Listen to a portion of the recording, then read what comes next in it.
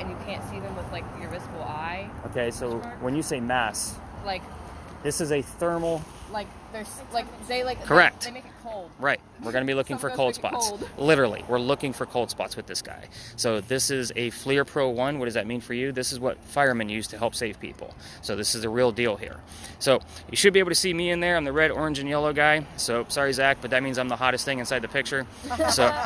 But I had to point out the one fellow we have. So, but anyway, you're literally looking for blue and black spots to either take shape or move on their own.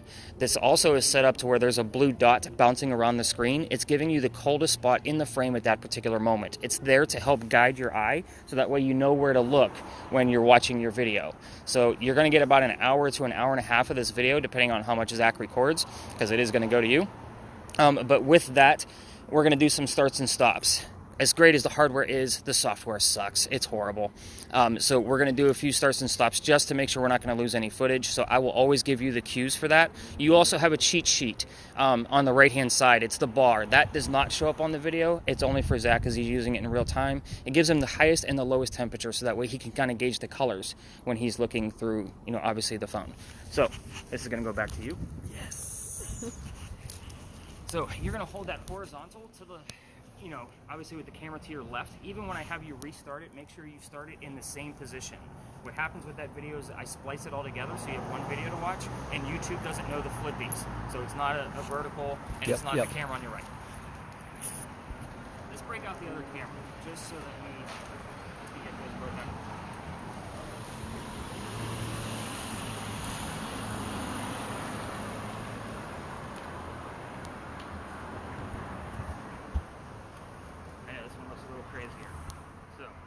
A GoPro, but it has been altered, so you should not be able to see me in the little tiny black screen. It should be pretty dark in there, but we're going to turn on some lights.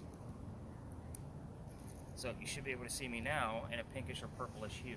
We're working with infrared lighting here, so this is full spectrum lighting. This is light you cannot see being emitted from the camera with your own eyes. You can only see it through the camera. The hope here is that we're going to be able to capture something that we wouldn't normally be able to see with our own eyes. So this is a great camera. It's been a little faulty from time to time as we kind of go through this. So Rebecca, I'm going to go with you on this guy. Okay. I'm going to show you more about it. We're not recording yet, just because I wanted to kind of get used to the ambient temperature. Again, that one's a little touchy. Let's get into spirit boxes. I told you I found the right thing for you. Oh, I've got all kinds of stuff. We're going to be using 3 different spirit boxes tonight. So I have 2 that are going to be the same. One will go to each group, and then I have a separate one that works completely different. So this one is going to sweep through the FM radio stations very fast. So it's kind of like on your TV shows and YouTube videos. It's where you hear nothing but white noise, right? So this one is slowed down, as slow as I can possibly make it, because I want the radio chatter to come through. I want you to hear the song lyrics, the DJs, the commercials. If you can make those 3 things out, and it actually has a word or a phrase that you can understand, I want to know what it is. The cool thing is this one in particular is going to record the entire session. However, the person using these 2 red spirit boxes, the one with the red outline on them, they're going to have earbuds in. So they're going to have one earbud in so that way they can hear me and go back and forth. This one's going to record. It's not going to record any outside noise. So the 2 that are using this, they're in real time, they're going to be the only 2 that can hear what's going on. I will be taking notes on what they hear in real time, because during my spot check of this audio, I'm going to give you like 12 to 15 more markers, so that way everybody gets the gist of how to listen to this guy. So again, you're listening for DJs, song lyrics, and commercials. Disembodied voices, like what you guys hear on TV, are a rarity. I only capture about 4 of those per year. And I only go after Class A, so I don't look for mumbles and grumbles. It has to be clear as day where I don't have to tell you what it's saying. So I call that a Class A. That's because it's exactly what it is. So, Claire, I think I'm going to go with you on this one. Sure. Only because you've been so quiet. I need to get you to talk more. So, I'm going to plug these earbuds in and then show you where the volume button is. You can control the volume however you want to. It will not alter the recording, just so you know. So you have the one that's recording.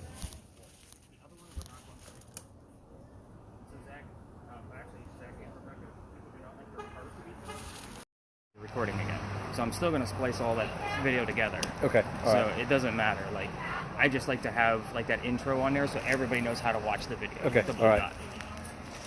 All right. See, this is what I'm talking about.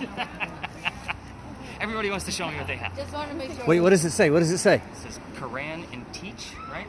And I get another one. Ooh. So let's talk about why we started here.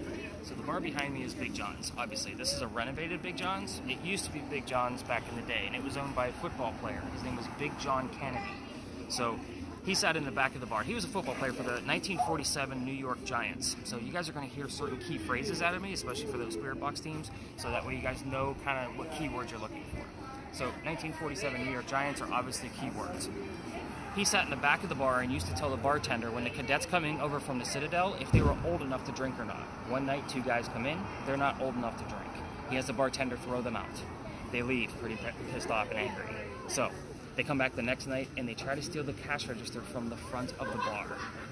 John's not happy about this. He gets up. Sorry, they're very distracted. John gets up from the bar and he goes over and just starts pounding these guys into the floor. Just beats the heck out of them. A couple of gunshots go off. John gets hit in the neck and the bullet grazes him and lands in the wall. John gets up after being shot, goes back to the bar, tells the bartender to get him another beer, get the 2 guys on the floor, and ambulance. So, here's the moral of the story. You don't mess with Big John. He'll beat you up. You don't steal money from this bar. The second moral is nobody died in that story. So what's haunting the place is the bullet hole. Even through the renovations, if the bullet hole isn't there anymore, which I haven't been back to check because I don't drink, but John's blood is still in this building. People that sit in the front of this bar tend to get a little queasy, nauseous, headache. This is kind of your heated warning. I had a group last night. Somebody ate there just last night, couldn't finish their dinner. They were sitting at the front table right where the bullet hole used to be.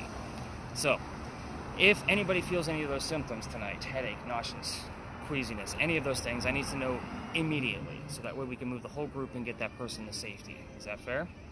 Things have happened on this tour, and it has been paranormal, and I can prove it. So, I won't say that I've never called the paramedics in the past. It's never fun. So, let's not talk about our own health, because you all look very worried right now. Like, what the hell did I just sign up for? So, you haven't said a word yet. I'm going to get you to talk. We got to pull that out of you. We had a big earthquake here in 1886. If you didn't know that from any kind of other historical tour, you do now. Apparently, this is where the first death occurred from that earthquake. The white mantle that's in the middle of the building behind me also wraps around the front on the East Bay side. They say a piece of that broke off, struck somebody in the back of the head, and killed them. And they also say you can see his ghost in the middle of East Bay Street in the middle of the night. Now, that came from the previous bar owner, which it used to be called King's Rum Bar, in between Big John's. So, take that for what it's worth. I say apparently and allegedly a lot with that story because I don't have any proof of it other than somebody else's word. It's just a great segue, so nobody's really thinking about getting sick on the tour, especially when we have kids and teenagers. So, yes, that was supposed to be somewhat of a joke. So, Sorry. you guys gotta lighten up a little bit. This is fun stuff. Are you guys ready to go ghost hunting? Yeah? She's like, yeah, I just want to move. I want to get warm. We're ready. So, and she's doing the same thing. All right, we're gonna go this way. Let's go.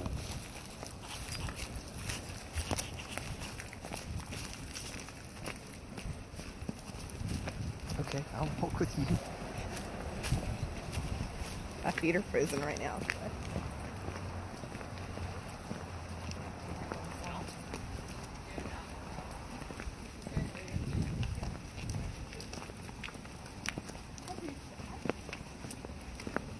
Sophia's Ellie. I heard.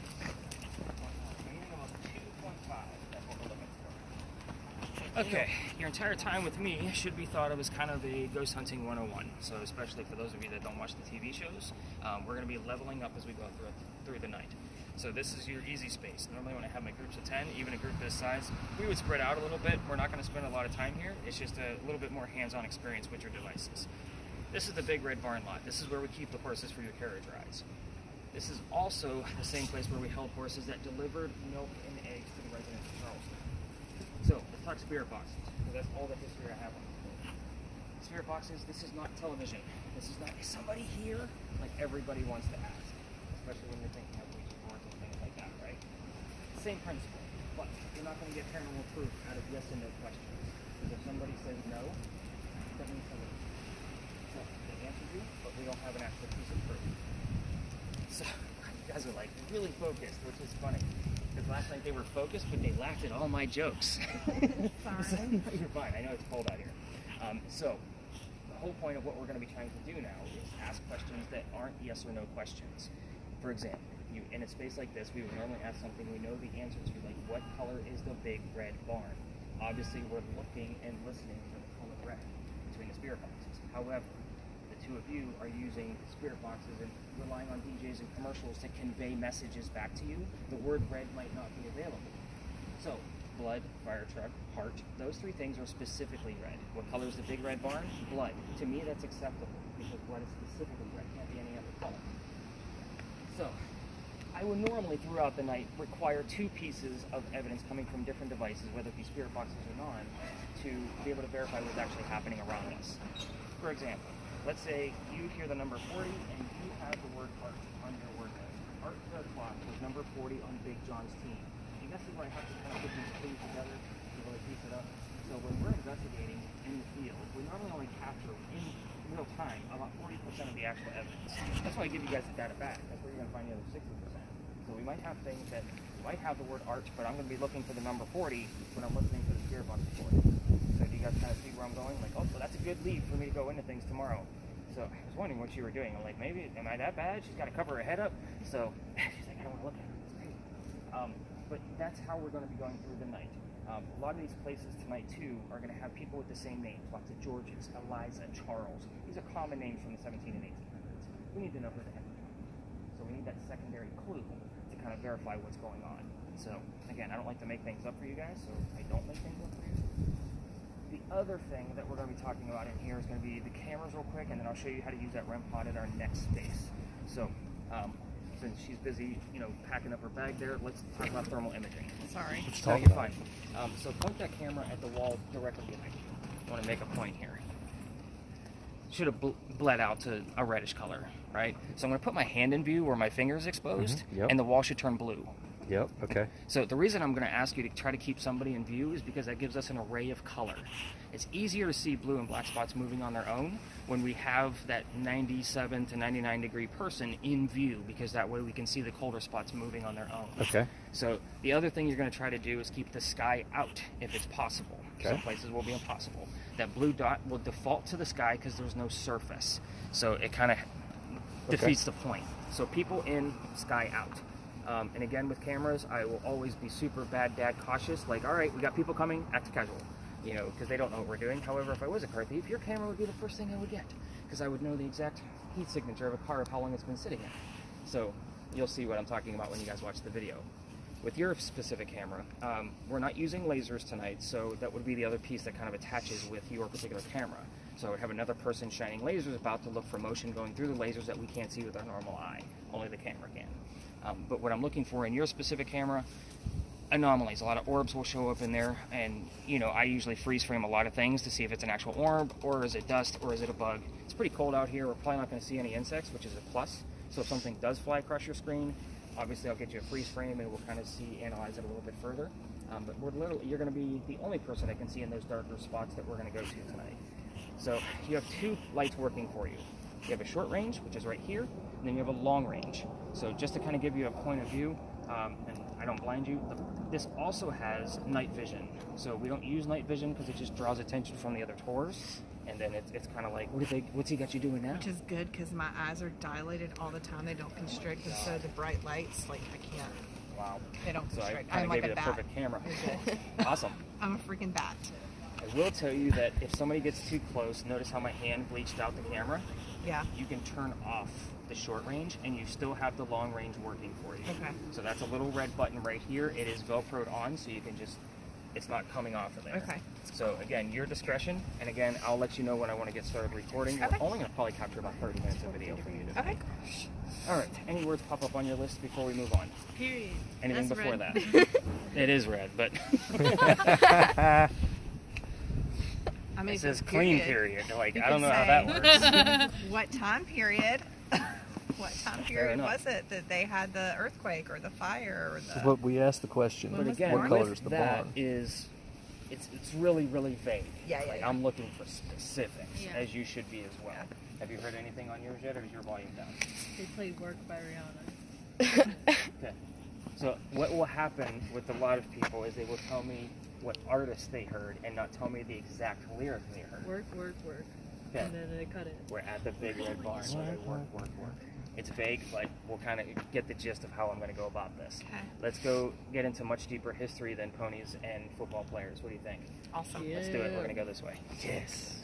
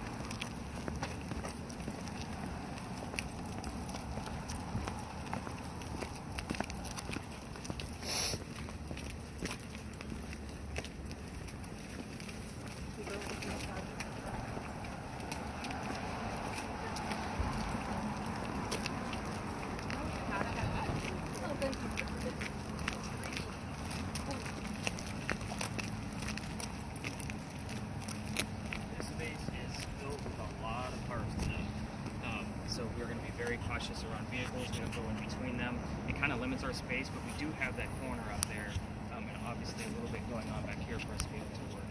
There's only one entrance for vehicles to come in and out, and that is where we just came in. So just be mindful of where vehicles are. As I'm bouncing around with all of you, because we are going to scatter in here a little bit once I give you the history, just kind of be mindful. You'll hear me shout like car coming, everybody kind of get out of their way. Obviously, this is where a lot of the employees park, so there a lot of them like to go to take the break in their vehicle. That's why I say very cautious with the cameras. So, where are we? Another beautiful spot in Charleston. A parking lot. I know. This place used to be the Charles and Eliza Pinckney Mansion site. So their mansion actually sat in the front of this space, facing East Bay Street. Eliza's garden was kind of lined up with Five Church Restaurant, came all the way across, and we are standing in the servant and slave quarters for the home. So, who the heck were these people? Well, let me get into first. Spirit boxes, I'm not going to be giving you questions like what color is George Washington's white horse, like what we did over there at the Red Barn. You're going to get the answers from your spirit boxes. Charles and Eliza had a son named Charles and a nephew named Charles. That's 3 different Charleses. Do you guys see why I need the secondary clues now? The son and the nephew were signers of the Constitution for South Carolina. Pretty big deal for us, but you guys were on vacation, and I don't like politics either. If I don't mention it, somebody usually comes up with a spirit box thing where says, well, something about the Constitution? I'm like, damn it, I forgot to talk about the Charleses. But anyway, Eliza and Charles got married when Eliza was at a young age according to today's standards, not the colonial times that she came from. So when you're asking about her age at marriage, it's not going to be like 12 or 14. It's going to be a little bit older than that, so keep that in mind. I bring it up because Charles was over double her age when they married. So when you're nodding your head like you know all this crap already, which is funny. Do you know all of this history about the Pinckneys? He's like, Zach's back there shaking his head. So anyway, I bring this also because he's double her age, so kind of keep that in mind too. Eliza, her father over in England thought he was dying, and he wanted to see all his children one last time. Eliza didn't think he was dying, so she stayed put. This is 1744, so there's no such thing as marrying for a green card or for citizenship because we weren't even a country yet. So she did marry Charles out of love, and this was the only husband she ever had, even after he died, because remember, he was double her age. 2.8, 2.7. For that, see, that's the stuff we need to interrupt. I'll be writing that down here. Now, at this point, anything above 2.8 is where I want to go, so tell me anything about that. Lost my train of thought. Where were we? Twice his age, Oh, yeah. green card. So even after he died, she did remain a widow. So, again, pretty big deal, and it was for a long time. We're going to talk about that before we leave the space. So, Dad didn't die right away, so Eliza was right. He starts sending her gifts over from England to this space. One of those gifts happens to be the plant seeds of indigo. You guys have been in town for at least an hour, most of you longer than that. And indigo is a plant that makes blue dye that makes our blue jeans blue. So that's how we still use it today. It started right here. Now, indigo was already here in South Carolina from our slave trade, from the Gullah slaves, but she had to learn from them how to keep it cultivated. It's obviously not warm here all the time. So she learned from them, then moved it to Snee Farm in Mount Pleasant, just north of here, calls her dad and says, the rice plantations are going downhill, we can make a killing with this indigo, give me some contacts. We now have an international businesswoman during colonial times. This is something absolutely unheard of. It's a pretty big deal. That's her business. Zach, you got something? No. I'm trying to keep people in the picture. Gotcha. And interesting. And I don't want to say anything for certain until I get something else. I'll have to look at it. But let's get into the weird stuff about Eliza. Eliza was the second wife named Eliza from Charles, back to back. It's either really smart or really stupid, however you want to look at it. Ironically, both Elizas have a maiden name that starts with the letter L. So that's the only clue that I'm going to give you. So if you want to find out which Eliza we're dealing with, ask the maiden name. The mansion's not here anymore. You can ask what happened to it, and then what year did that happen? Notice none of these questions are yes and no questions. So kind of keep that in mind as well. Eliza's death, she's pretty open about it. So you can ask her how she died, what did she die from, where she's buried, and what U.S. president was a pallbearer at her funeral. Again, very specific questions. Last but not least, let's talk about those kids. Heated warning. You can ask their names, you can ask how many she had, but that's pretty much it. There's a tragedy among those children that if you kind of poke the bear a little too heavy, all activity will stop, including the little bit of EMF that we're getting right now. So again, let's not poke the bear, let's kind of let it go. It's interesting the EMF came when you were talking about how much she loved Charles. So it's a possibility Charles is going to be in here with us tonight too. So again, sometimes the kids are here, they like to show themselves, but I usually go directly after Eliza, especially during March, Women's History Month. But yeah, it is one of those tours where you're going to hear a lot about women. It's just the nature of the way I designed the tour. So I will tell you, with this space, I've seen your device go all the way to 148. What does that mean to you? That's your microwave running on high and you're standing next to it. It's dangerous levels. So it's only happened one time, but I have seen other triple-digit areas. That's why I say you gave me 2.8. That's minimal for this space. They've never done an archaeological dig here. There's nothing underneath us that should make that device go off. So we're going to talk about that REM pod after I scatter everybody about. Mommy. Interesting. Would not have been a term back in the 1700s, just so you know. They would have not have said mommy, especially to a prominent English woman. So again, spirit boxes we will spread out in here. We're going to spend about 5 to 10 minutes in here, depending on how much evidence is actually coming out of your devices. So we're going to go ahead and get your video started. So go ahead and mash that button for me, and let's get it blinking. Every 2 to 3 minutes, you're going to stop the video because, again, I want to try to savor as much as I can. It seems like after the 4-minute marker, it starts to lock up a little bit. So again, you're going to just walk around slowly, kind of check things out, hang out with the spirit box kids and see what's going on, and kind of see, like, you're just basically a spectator, because a lot of times you're not going to see things on that small screen in real time. I'm going to give it to you on YouTube so you can watch it on your TV. And that's how I'm going to spot check it too. It's like, oh yeah, this is cool stuff. So same thing with that video. It goes to YouTube so you guys can watch it however you want to. All right, let's spread out. You need to stay with me so I can show you more about that device. All right, we'll have fun. Turn the spirit box up and see if we can capture it. Pull up the antenna.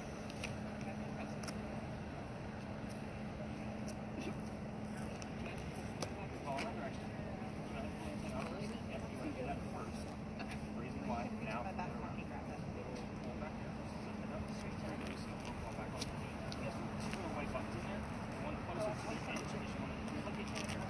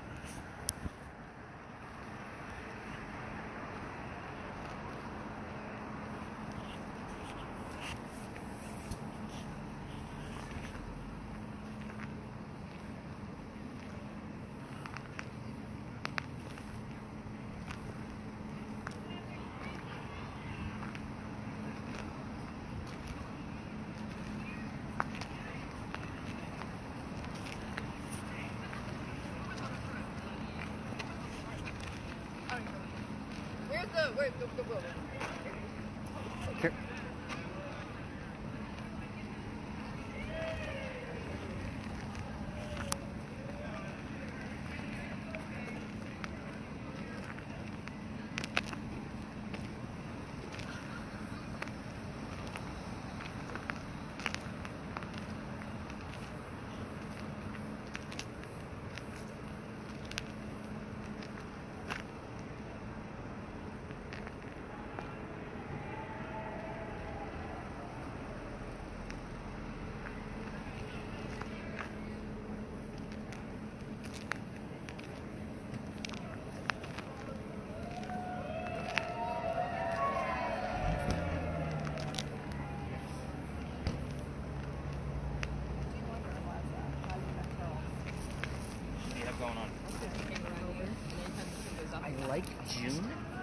Yeah, that's because And that's a specific I month. want to say that's the month they got married. So I'm going to dive into that to be certain, but I think that's why that's there. So we were talking about how old they were when they got married. So again, it wasn't a direct answer. It probably came a few minutes after, but it was still there when like we should. I'm gonna look up the wedding concern, but so far those are the only things. Lower in depth and mommy, like those are all very vague stuff. June is specific. Yeah, dude. Do you see how specific I'm looking for this? So you got the hang of it. So again. I'm gonna write it down anyway, just because sometimes the numbers can be so dates and that kind of thing. So 348. How old were the kids? Yeah, that's definitely not happening. See how it's like 80% old kids? Sorry for the background, but it's one of those things where it's meant to try to scare you. So it's going to give you like, no, don't. You know, those kind of things. So again, I ignore that stuff. We're looking for the specifics. We're not dealing with anything malevolent tonight. And even when I do, it's still, I also look at that as a being.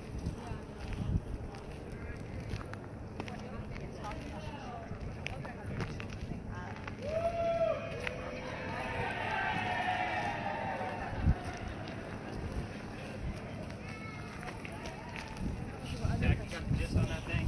I know it's not always a real-time piece, but I'm looking for cold spots. you got it. You seem like you're super into it. No, this is cool. I like this technology. Well, I was being literal. I wasn't being sarcastic. Like, Yeah. I normally give this to the guys of the group because it's the higher end of the technology, and they love watching it.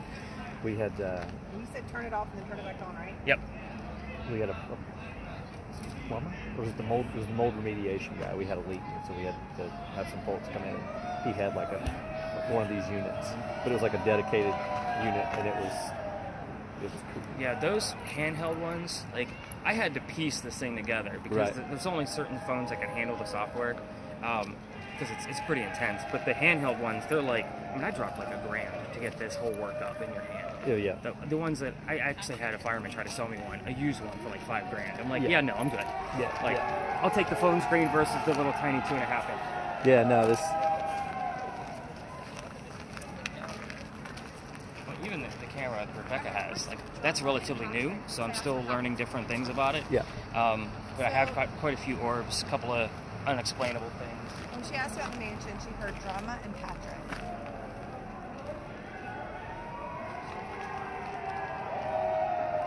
I don't know who Patrick is.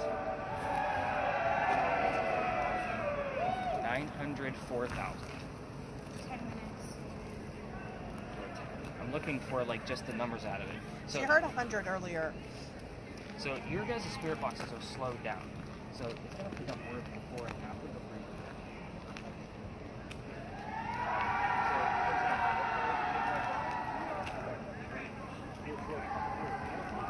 I just need red. So again, if you tell me like I heard $10, I'm looking at the numbers. What's your name? You think these people are obnoxious?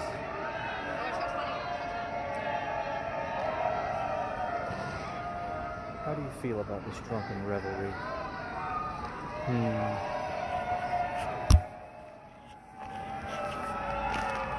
Alright, I'm gonna do one more run. Follow them some more too. I'm like, Well, with the cameras, the more still you are, honestly, the better. It's easier to watch. Okay. So, anything else coming out of your numbers?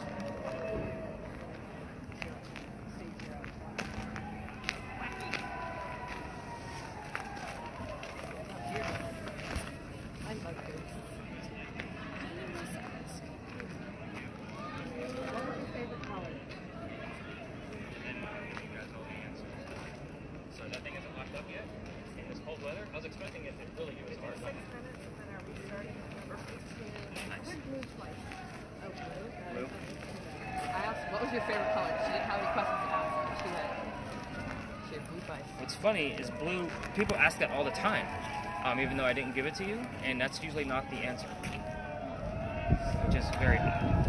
I can't prove it, but but I usually get the same answer all the time. So when somebody says, I asked what her favorite color was, and I heard this, I'm like, well, What'd you that's hear, Caroline? I heard blue. She heard blue. Blue?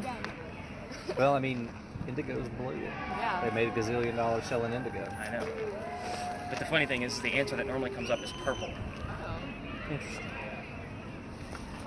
I know Yeah, you you will said know orbs. this answer, but I wonder what the best thing Eliza We were ever at got West for Point for birthday 3 from her years. dad was. And I saw Like, she's got some memory with her dad. Like, more what than was her one best student birthday showed me birthday? pictures that they had taken at night in front of the superintendent's house with these, Do you have a singular glove? or they Because took this kid, pictures I'm at the talking about superintendent's these house, and there were these floating orbs in the windows. Eliza, Several ghost stories around the house. There was the Irish servant girl Molly who lived there that haunts the basement. There was a guy who stayed there, like a general who stayed there upstairs one night, and like felt someone like giving him a bear hug in the middle of the night. It's funny, she told me about a hug that she had felt too. When we were just at that corner waiting. Right. Eliza, how old was, or Charles, how old was Charles? No, you and Eliza got married. We heard teenager. I wrote it down. I'm listening to both of you. I'm sorry. Oh no. It's the nature of the biz. So I got to know what's going on everywhere. So, how old was Charles? How old was Charles when they got married? When they got married. Yeah, you gotta get. I heard passion.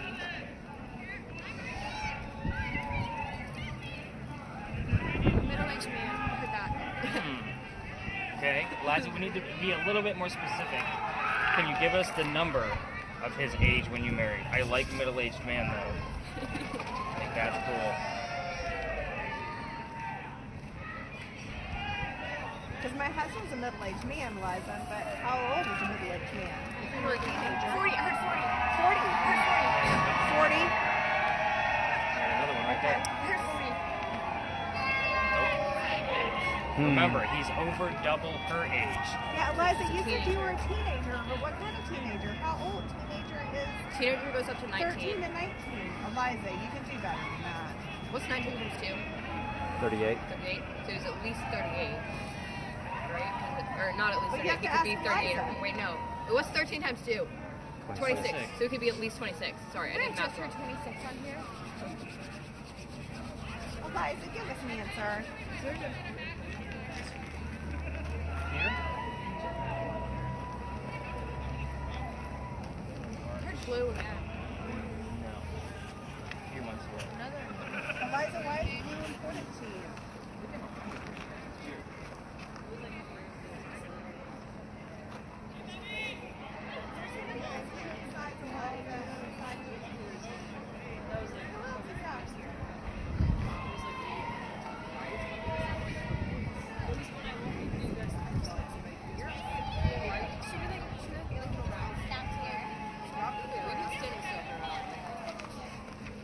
You guys can find out who else is out here.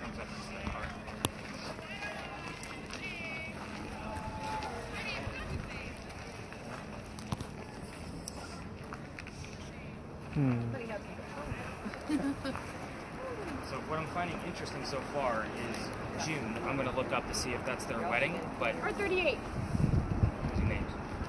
Claire. Sorry. I've seen a lot of you guys this week. Claire just heard celebrating our anniversary. She heard 38. 38. I did enter 38. I heard mama. You heard what? Just killed a man? No. Mama. You heard Mama? I heard HIV. I don't think that has anything to do with it. I heard no help. Mommy. Yeah, it did. All right, are we ready for some answers? What do you guys think? Ask Yes. Eliza again how old she was. A Yeah. teenager is so generic. It is, and it's wrong. It is very wrong. Eliza, were you in your 20s? That's a yes or no question. I will call you out every single time you do it. How old are you, Eliza? Eliza, we need some numbers, very specific numbers. You know how to use the boxes that we're using tonight, so give us some answers of how old you were when you got married, or or how old Charles was when you got married. Let's get some specifics. Eliza, if it's not you out here, I heard who I is was the 13. teenager? Who is the 13-year-old teenager out here talking to us? Me. Is there somebody new I just out heard here? I died on What was that? It's a box.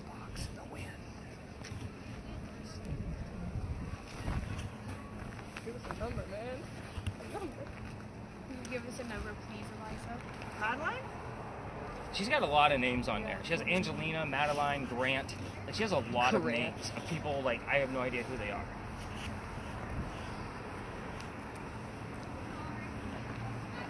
Alright, who's out here with us tonight?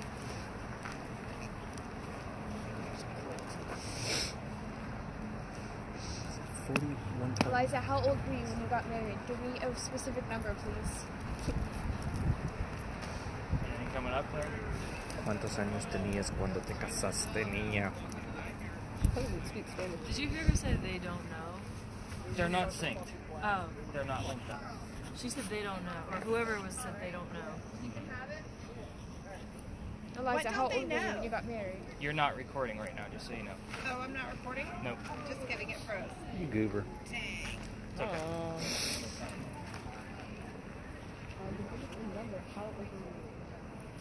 I've got 22 on my phone.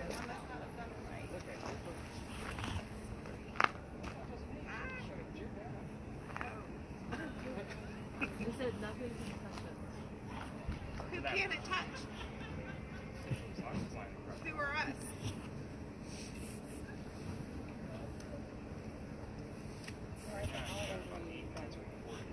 Numbers. I know it starts off in 2 hours and 17. I keep hearing 13. It's gonna be a few more minutes, and then I I know, got some so I answers. keep hearing. Just in case something's popping up. Do you have any EMF going on with that at all? No. Okay. Claire, yours has pretty much died down too, right? I think you haven't been hearing much. I just keep saying 2.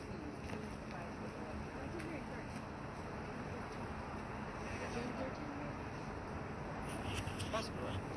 Wait. I like it. I like the way you're thinking. So, What'd she say? so we have June on there that I don't know what it means. So we're hoping that it's going to be Was June. any of her kids 13? And who heard 96? What did you hear? 90? I know you heard 100. You heard another number. You had 900. She heard like 9,000, like 9 something, like something thousand. Cool. And 1794. I heard 30. We get a lot of gardening places. So we get like shovel, soil, that kind of thing. Are they talking about growing indigo? That's what I'm saying. Like, I mean, she grew more than just indigo. Yeah. So, all right, let's kill the cameras. I need Let's to get get you it guys off. some answers. So that way we can. You guys are all super curious. Stop recording. Go ahead and turn it off. Hit the square until it turns to a circle. Dogs. They're like all the way up there. I know. I had to take it out of my pocket and plug it in. I heard 2 names so far, Catherine and Mary. I heard Catherine twice and Mary once.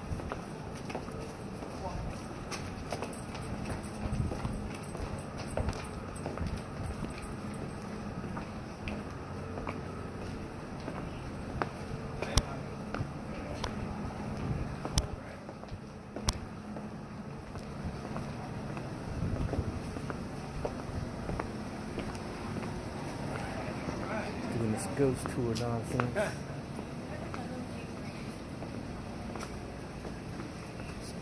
Sarah and Randy.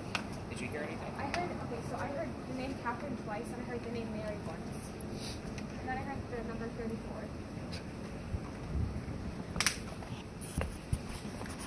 You guys have to remind me of all of those things when we walk to the next space because I like to go through the history here. This is just a brief stop, just so that you guys can get the layout of the ranch a little bit better. So this is also a quiet area. So we're right next to the hotel, so obviously you guys aren't allowed to anyway. I don't have to worry about that. See, I told you I keep busy, by the way. Super busy. But anyway, this is Lodge Alley. So when we crossed over that last crosswalk, we walked over where the original Charlestown Wall used to be. So Charleston used to be called Charlestown, the walled city. This is one of the very first streets we ever had. So this is Lodge Alley. People used to live here. That's why I'm asking you for names. I want to say yes, there was a Sarah that used to live down here, and the name Randy. I want to say it was more of a Randall. So just trying to jog my memory of what the list looks like. But I will definitely dive into it tomorrow morning. So, put your back on the Josh. say that's okay too. Wow. The list isn't long. So you guys are like hitting the marks here. I want to say there is a Joshua. So the names I commonly hear here every 6 to 7 weeks are the names Benjamin and John. I know that sounds very common. I know it sounds like, yeah, make us pretty vague. But when people lived here, there was only 2 to 5 people that lived here at any given time. So it wasn't a lot of people. And that's 2 people that lived here in 1801. Do I have any specific instance that happened in 1801 here in Lodge Alley? I don't. Other than the fact I get those same 2 names every 6 to 7 weeks. You're standing on Belgian blocks. These things are made straight from granite. You've watched the television shows and you've heard the term limestone, right? Because it says it stirs things up. Limestone comes straight from the earth. Same with granite. These stones have been here since 1735, almost 300 years. They say that anything that comes straight from the earth and stays in the same spots can hang on to the consciousness of memories.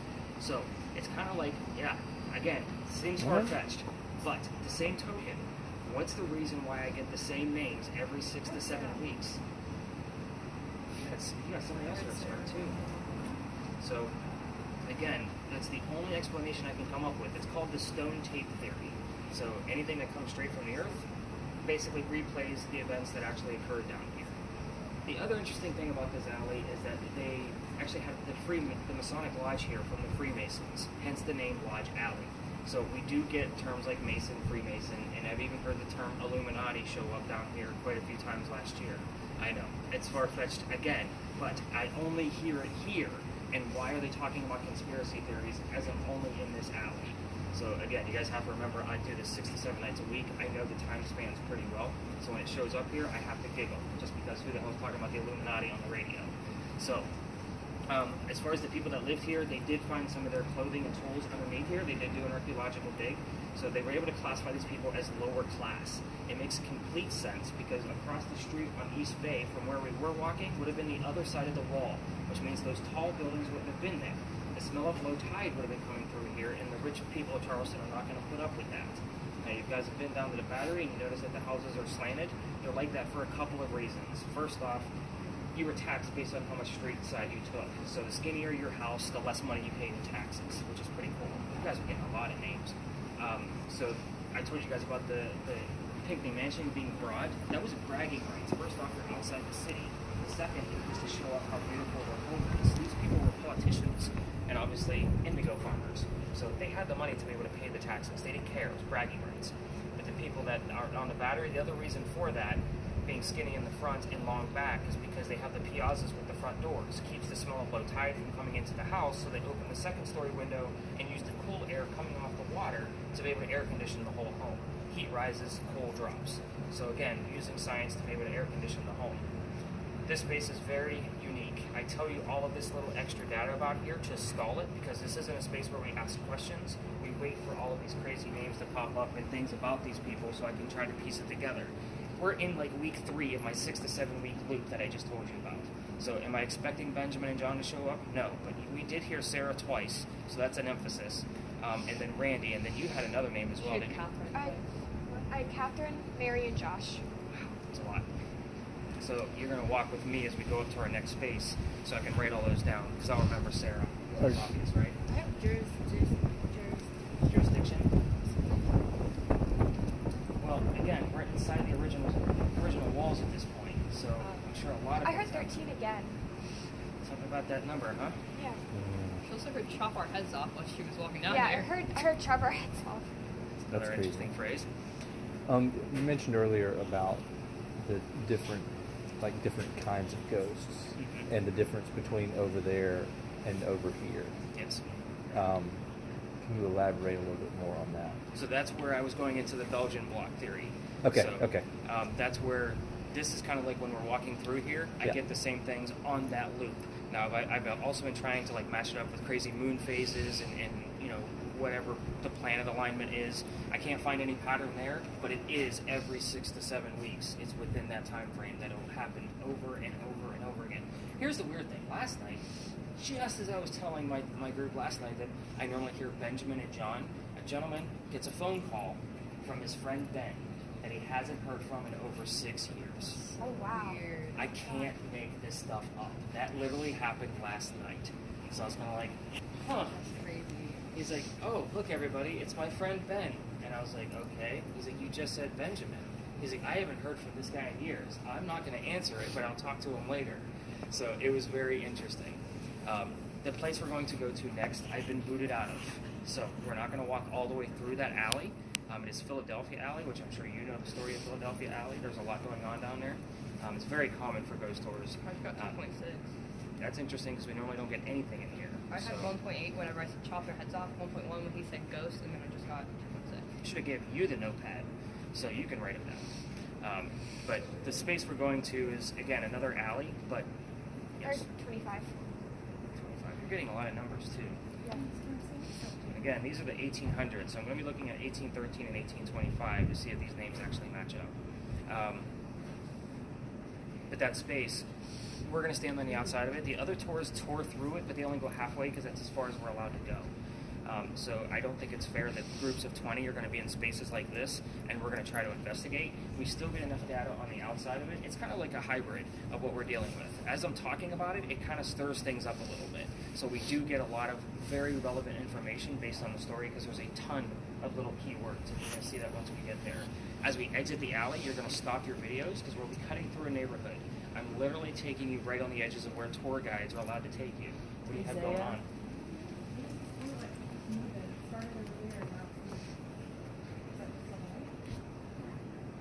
My thing's going up. It's around 2.5. I just got to 2.6. It wasn't there. Stop the video because I don't want to lose it. And then we'll restart it as we walk out. I heard the name Isaiah. Like, where it's before. Yeah, I heard you. While she was doing it, I got. That's got a ton of names. I'm going to have to listen for video, the audio. Zach's laughing at me like we're giving this guy extra work. No, I'm smiling. Whatever's there is still there. Well, keep focused on it as we walk. Probably wasn't a nickname back in the 1800s. I'm looking more for like a James. It's funny now when it's turned back on. Yeah, like once we exit. Oh, you can turn it on now. But I want you to focus on that blue dot as we walk out of the alley. Okay. And then once we exit, obviously cut it off. Recording? Yes. Alright. All right, let's do this.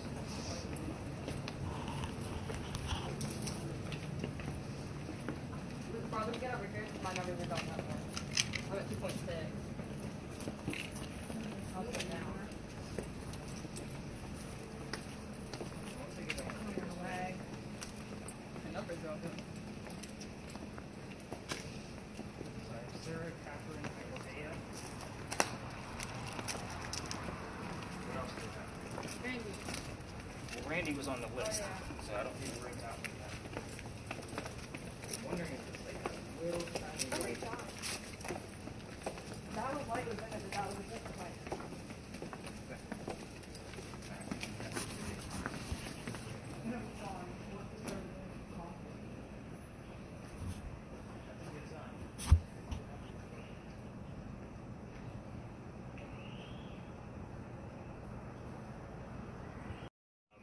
So let's kind of hold off on the interruptions of spirit boxes for just a moment. If you guys hear things or see things, just hang on to them.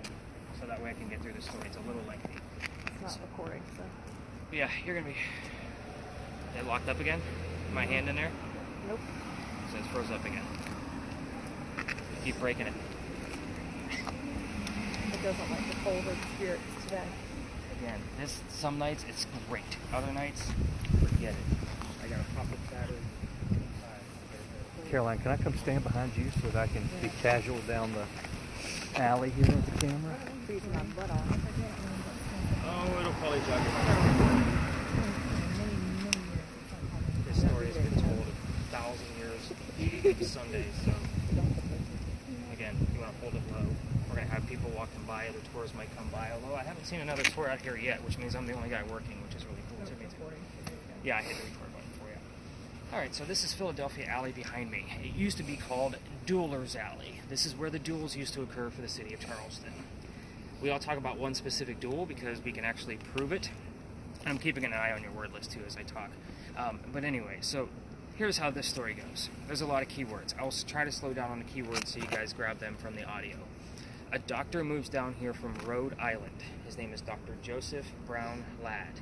He moves down here because his fiancée Amanda just inherited a bunch of money from her dead parents, and she has an attorney helping her out with that money, and he thinks that the doctor is just after Amanda's cash. He tells her to get rid of the doctor. So he moves to Charleston to prove that he's not just after her own money, or after her new money, so he's going to start his own practice. As he's coming into town, the coachman that brought him in set him up to be robbed and killed, so it wasn't a very good start to his stay in Charleston. So, a little bit of coup, right? Come on. So anyway, somebody walking by sees what's about to happen, like that the doctor's going to be robbed and killed, and his name is Ralph Isaacs. I'm going to stop on Ralph's name for a moment because you guys are ghost hunting with spirit boxes, and initials usually mean something. Ralph's initials are the same as where the doctor came from.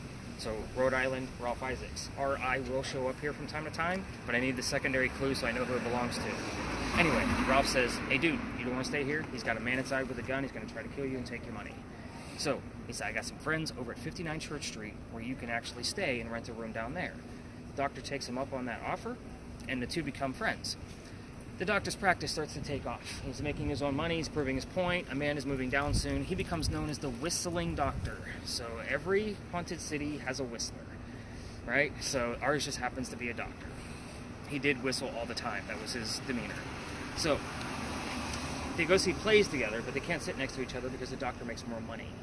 He's higher up on the hierarchy, he gets better seats. So they talk about plays on the way home. One night they go see William III. No tour guide can tell you from which theater, because there were so many at the time. They start arguing over the new actress that was here. The doctor thought she was great, however, Ralph did not.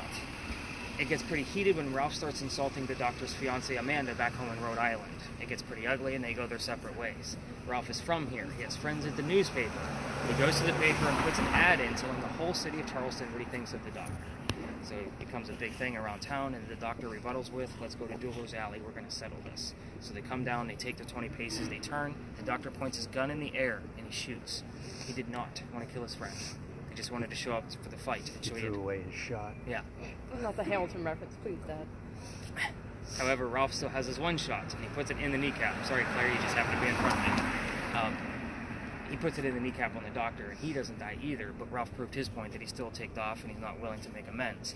The doctor's friends pick him up and they carry him home to 59 Church Street, where he dies 10 days later, probably from bleeding out and refusing medical treatment. This guy is a doctor. He probably tried to heal himself with bleeding it out.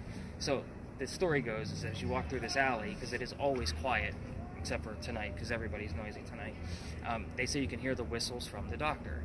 Normally, when I used to take my groups down there, everybody would keep their spirit boxes off, because we didn't have earbuds then, and you would just listen to the audio later on. I do invite you to walk down there with your voice recorder from your cell phones to see if you capture any whistles, but keep in mind, every local knows the story. Anybody walking up and down Cumberland or on the other side along Queen Street will throw a whistle down the alley. I do it every single night on my way back to my garage, because we end up there and my garage is right here. So again, I throw a whistle down the alley every single night, so that way it kind of throws off all the other tours. They also say you can hear gunshots down there. I do not have any proof of that, so it's just hearsay at this point because I don't have anything. But I do have whistles that I can't explain. They're very faint and in the background. It's not a song, it's not wind blowing because you can't really get a whole lot of wind down there. I told you guys I've been booted out of this alley before. It is residential at the end. The reason why I tell you this whole story of why I got booted out is because it's relevant to our very last story, because I had to reroute my tour. So November 26th of 2020, I take my tour down there, and there are bricks at the other end because the alley didn't always come down here, so the bricks on the other side are older. We have a full handprint because those bricks were sun-dried from slave children. So I would always kind of show it off as we kind of peruse through, but everybody wants to put a spirit box or an EMF meter near it. I treat it the same way I do cemeteries. They're not going to get a lot of activity. That poor slave kid's not going to want to stare at that brick in the afterlife. Let's move on. However, November 26th, we got a little rowdy. Somebody stopped too long, and it is outside somebody's dining room window. So he come out, not happy. I never went back. So the next day was November 27th, Thanksgiving of that year, and obviously I was off, so I had to reroute the tour and learn as much as I possibly could about female pirates, because that's the story at the next stop. I'm not a pirate guy. Like, I'm a vampire guy, so I was like, damn it, I gotta learn. And I told my team, like, we're gonna wing this because I don't have a lot of info. We get up there, and somebody hears the number 300 on a spirit box. I have no idea what it means. The next morning, I'm researching. It turns out we're there on November 28th, 2020. Anne Bonny's trial was November 28th, 1720. We were there on the exact 300-year anniversary. It was almost like karma telling me that I had to reroute the tour on this specific date. So, very crazy stuff. But we won't get into Ann Bonnie just yet. What is going to happen? Have you guys heard anything before we move on? I know you have. You're actually really good at this. So I heard, hold on. Okay, so I heard Henry, Crystal, 15-5, and then 3-4. And then when you were talking about, like, the doctor, I also heard doctor before when we first started. I also heard when you were talking about the guy got with, like, the kneecap thing, I heard something about, like, something very bloody. Like, that's, like, what I heard. Interesting. Oh, 7-7. Reason why I was waiting for the secondary 7, the doctor's birthday is July 7th. So if 7 only shows up one here and we get the name John, it's related to John Calhoun, who's buried right around the corner. He was our 7th vice president. However, when 7 shows up twice, which often happens, it is because of the doctor's birthday. It is July 7th, indeed. So I will check on your word list as we kind of move along. The next place we're going to go to is kind of myths and legends. We'll wait to see what the spirit boxes have. You guys can cut your videos for now. We're out of commission for just a few minutes. So we can't walk down the alley. Go down there after the tour because we're going to end relatively close. Okay. I usually come back to this corner because the other tours like to cut through there. And by the way, that's really not my competition. He and I are actually friends. The one friend I have in this industry, I recognize his voice. It's very creepy, and he's amazing at what he does. He's been doing it for like 30 years. He probably took his tour back in the day. His name is Mike Brown. He's awesome. But anyway, we're going to be talking about the powder magazine. So the powder magazine, that's the one with the crosses on it. Those are not crosses. Those are earthquake bolts. So earthquake bolts, the gist of those is if we have another earthquake like what we did in 1886, like I mentioned at the top of the tour, we haven't had another earthquake. They say you can turn those turnbuckles and it'll straighten the building back up again. It's a great I idea. just heard economic uncertainty. Very specific. Very, very specific. I love it. But the funny thing is those don't work. So that's the reason why I bring them up. They're the first set of earthquake bolts that we put in. So this is very funny that that's the phrase that you heard. Because this is the oldest government building we have in South Carolina. It was finished in 1713. So I told you about the Charlestown walls earlier. The street behind you where the parking garage is, that's where the wall existed. So it went up past the powder magazine and about half a block up and started going south behind me towards the battery. It was locked into the corners on purpose. If it gets attacked from the water 3 blocks away, those cannonballs are going to have a hard time getting through the 32-inch thick walls. And they're super thick.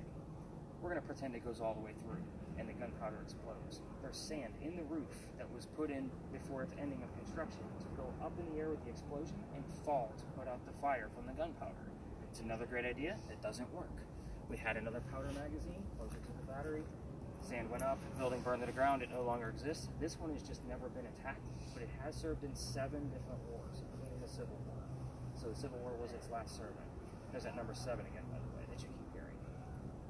So I tell you all of this because we are here because this is a familiar building.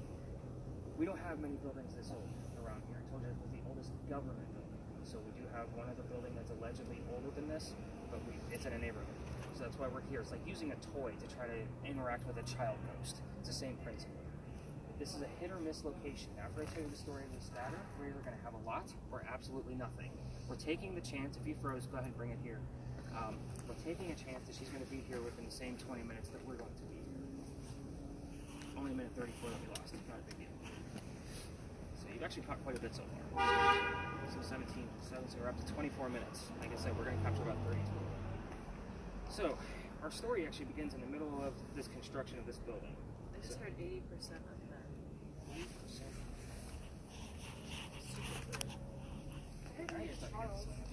It's like not that clear. Charles Pinckney is buried across the street. His name comes up here often. So, getting back to our story. It starts in 1708. Anne Cormac moves here from Ireland with her father and his mistress, basically his girlfriend. So, the girlfriend is basically, it is Anne's mother. So, you guys with me so far? The 3 of them are running away from Ireland to here to get away from his wife. You guys all swing on that one? I know there's a lot of twists and turns in this story. Okay, so they land in Georgetown, just north of here. Dad buys a plantation. Mom dies pretty quickly, which means he has to send young Anne down here to Charlestown to sell anything from the plantation and any wares that they might actually have. So the building is familiar. Again, that's why we're here. When Anne was back home in Ireland, she was kind of a badass. They say she actually killed one of her servants when she was like 7 to 9 years old with a knife to the belly. Like, she was pretty hardcore. Just put that in the back of your mind and keep that mentality there. We're going to fast forward. The building's done in 1713, still familiar. 1715, pirates are coming through Charleston, and Anne is pretty stoked. She falls in love pretty quickly. This guy's name is James Bonney. Now, James is a filthy pirate, and Dad doesn't approve. They run away to Jamaica. They get married. Anne Cormac becomes Anne Bonney, the most famous female pirate of the Golden Age. When they get down there, this is not the swashbuckling, rum-drinking Captain Jack Sparrow guy that she wanted. He's a privateer, which basically means he's a spy for the British. This is not who she wanted at all. He's a coward. So a few years later, she falls in love again. Guy number 2, I'll keep track. There's a couple. And I'll try to keep it PG-13, because some of this stuff can get pretty raunchy. It's okay. You should have heard those girls on the ride over here. You're good. So, with that said, the guy she falls in love with the next time is John Rackham, a.k.a. Calico Jack. We're going to call him Jack through the remainder of the story so there's no confusion.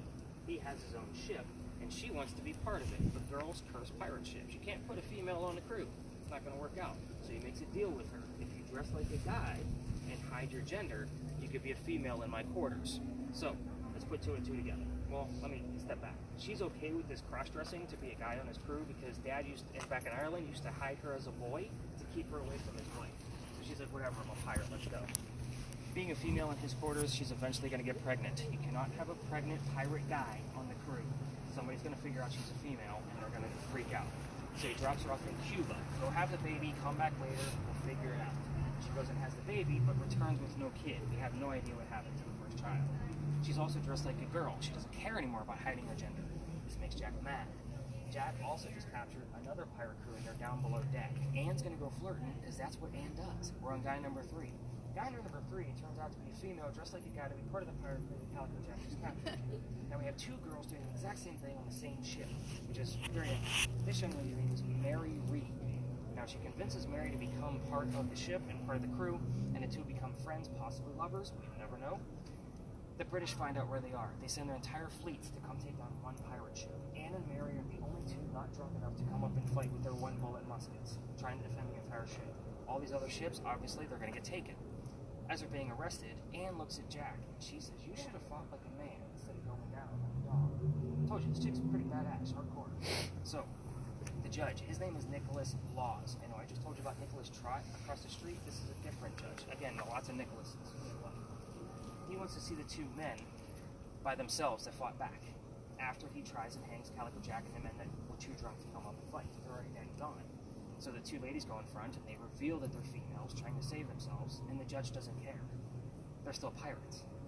We plead our bellies was the last thing they said, meaning they're both claiming to be pregnant. You cannot hang a pregnant woman in 1720. By the way, this is the date, November 28, 1720, we talked about earlier.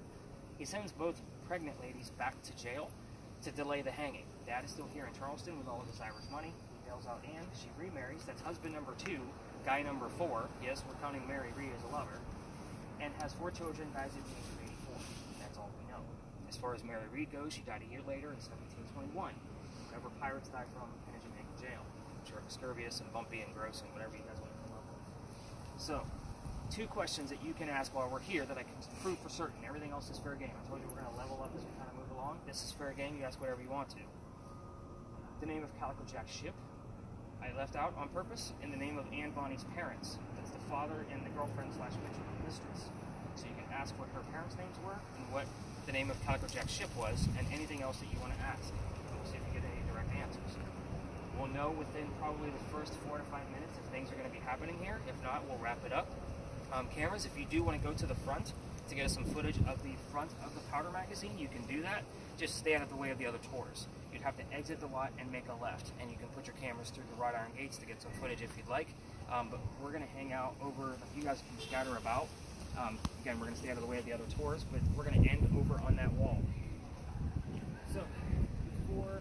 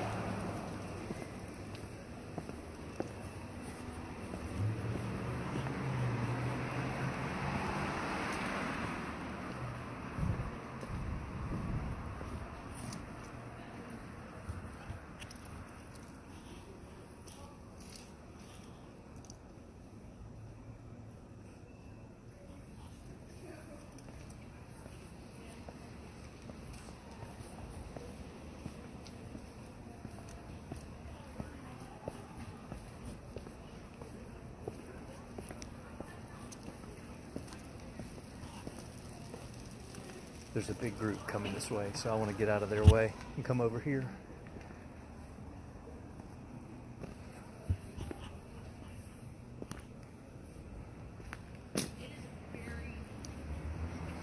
It's a horrible, it's deplorable.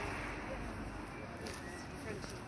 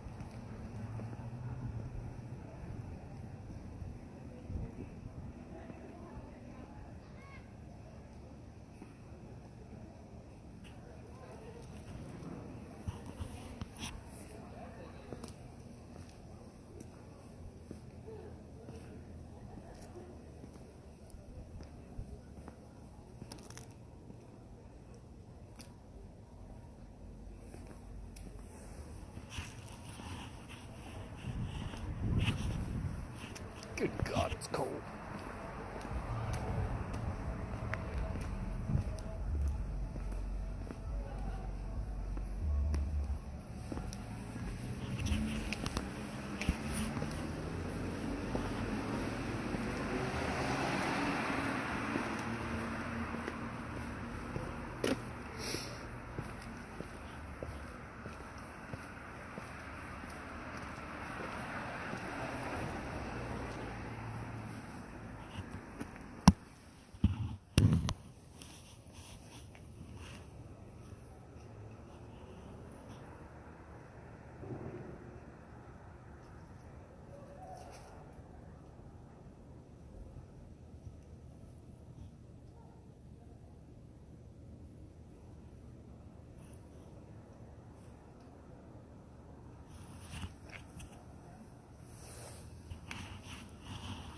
I'll walk back with you. I have a headache. Hmm? My knee's been bothering me for a couple of days now. Locking up the back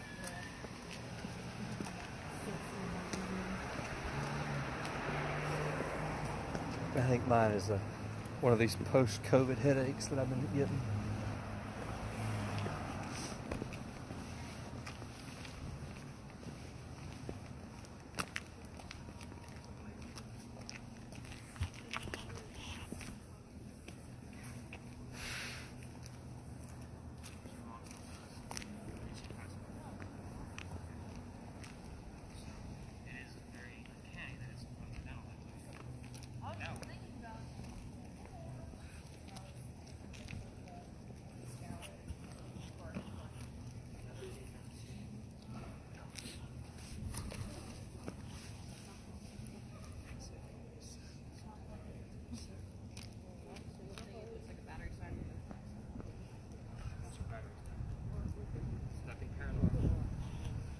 That one doesn't get a rechargeable battery. That gets the manual one because it's a screwdriver to lock it in.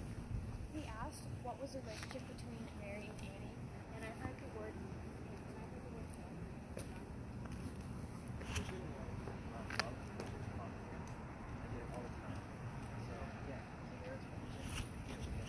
I wonder what happened to the baby, or we're not supposed to ask.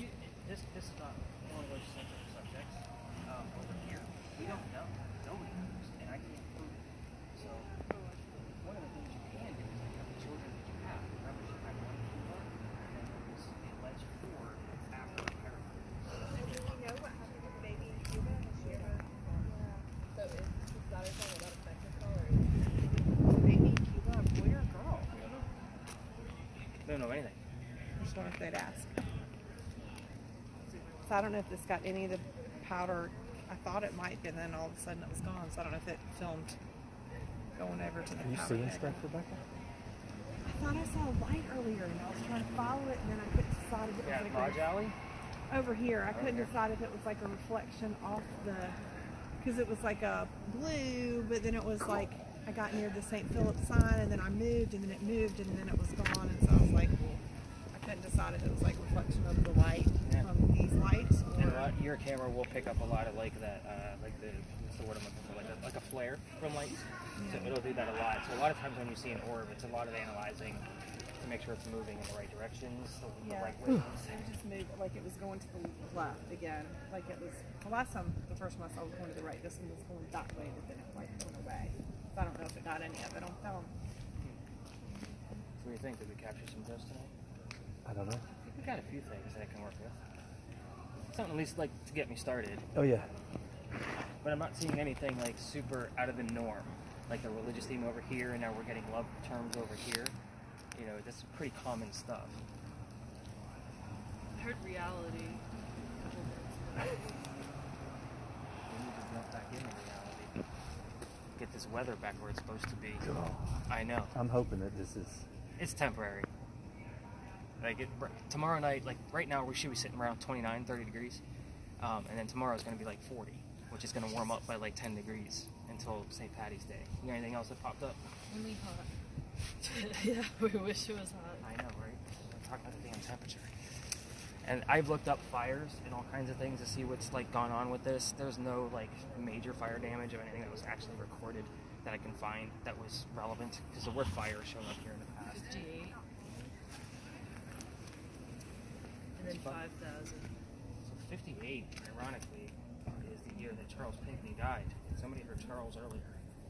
So that would have been 1758. Remember, Eliza married Charles Pinckney in 1744. They were only married for 14 years. So that puts his death at 1758. He's right across the street. My mom was born 1958. And then I got 5,000. I don't know if that means something.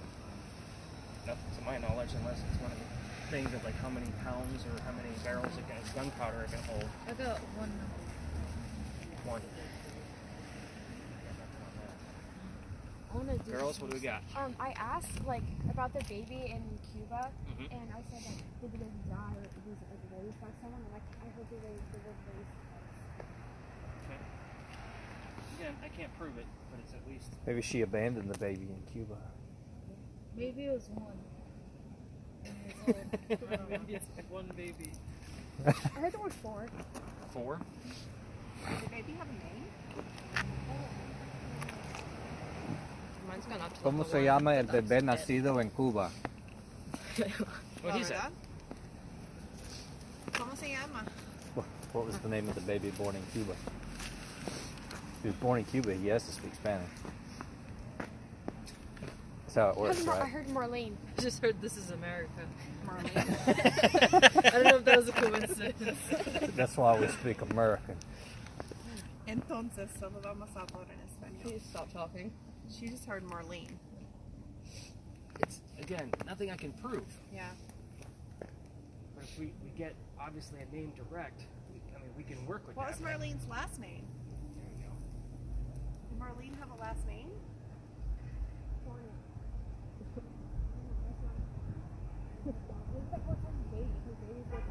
No.